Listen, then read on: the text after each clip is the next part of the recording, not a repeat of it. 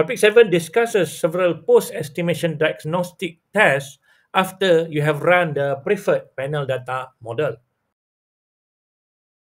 Among the diagnostic tests covered in this topic are poolability tests, testing for time fixed effects, multicollinearity tests, heteroskedasticity tests, and serial correlation tests.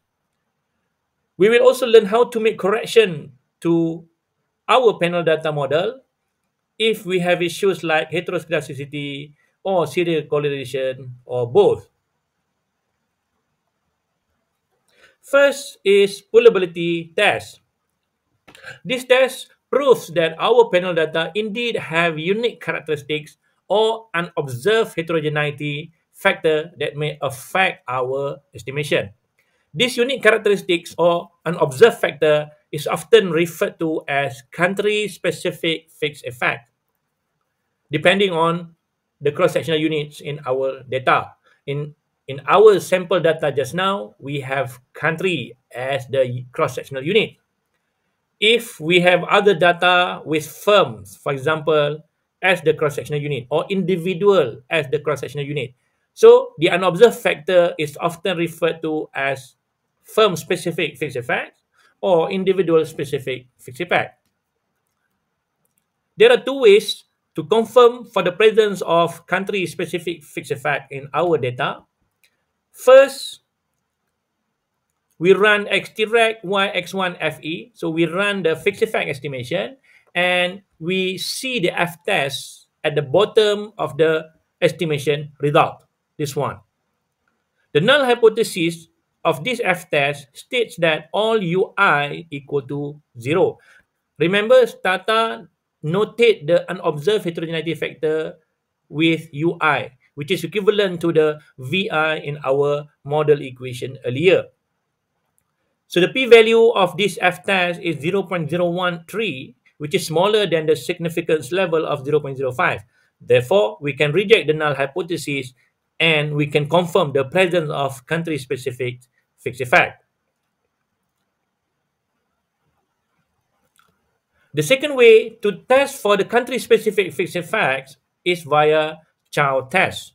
To do Chow test, we need to estimate the LSDV model first, followed by this command test parameter test palm I.country. The null hypothesis of this test states that all country-specific fixed effects as a group are equal to 0. The f-test statistic that we get via Chow test has p-value of 0.013, identical to the first poolability test that we did earlier. Hence, we can confirm that the country-specific fixed effect is present in our panel data.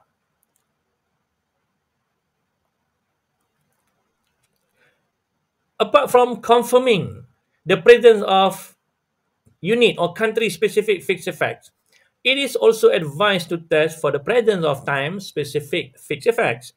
To give you an idea about these time-specific fixed effects, imagine we have a data set about trade and economic growth from year 2000 until 2023. To estimate the impact of trade on growth, we must capture the impact of COVID-19 pandemic that took place in year 2020 and 2021.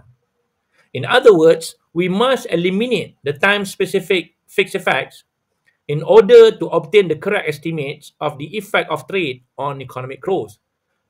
Therefore, we can define time-specific fixed effect as an important shock that occurs only during a specific period in our data, and this shock can bias our estimation if not accounted for. To test for the time-specific fixed effect, first run fixed effect estimation using xdirect command, but we add I.year as the additional regressor in our model. Then we run test parameter test palm I.year command. Again, the null hypothesis of this test states that all time-specific fixed effects as a group are equal to 0. And the F statistic of this test has p-value greater than 0.05 significance level. Hence, we can confirm that the time-specific fixed effect is not present in our panel data. Next, we test for the multicollinearity issue via VIF command. And VIF command can only be done after a regress command. So we run LSDV estimation first, then we run VIF. The rule of thumb of this test indicates that the mean VIF must be lower than 10, otherwise our variables will suffer multicollinearity problem. Here the result of the multicollinearity test, and we can see the mean VIF is much lower than 10. Therefore, we don't have multicollinearity issue in our data. Then we run heteroskedasticity test via modified Wald test. The null hypothesis of this test states that the variance in the error term, the variance in the error terms are constant for all cross-sectional units. We must run the fixed effects estimation via xtrect command first, followed by xttest3 command. Here we get p-value of significantly smaller than 0.05. Hence, we can safely say that the heteroskedasticity issue is present in our sample data.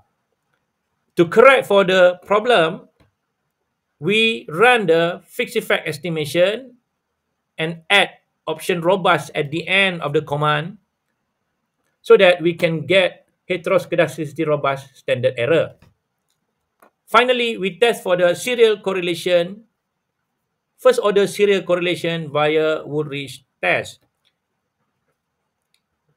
It can be done via xt serial command followed by the names of all variables in our model. Here, I just put y and x1 because we have been estimating the relationship between the two variables in our earlier discussion. You can try adding more variables if you wish to, because in our sample data, we have x2, x3, apart from the y and x1. The null hypothesis of this test states that there is no first order serial correlation in panel data. And the result of the test indicates that we cannot reject the null. Suppose that your data have serial correlation issue. So you can run this command xtregard yx1 fe to take care of the serial correlation problem. And lastly, suppose your panel data suffer both issues, heteroskedasticity and serial correlation. So you can run this command with the option cluster in bracket country here to correct for both issues. That's all about panel data analysis in this introduction course. Bye.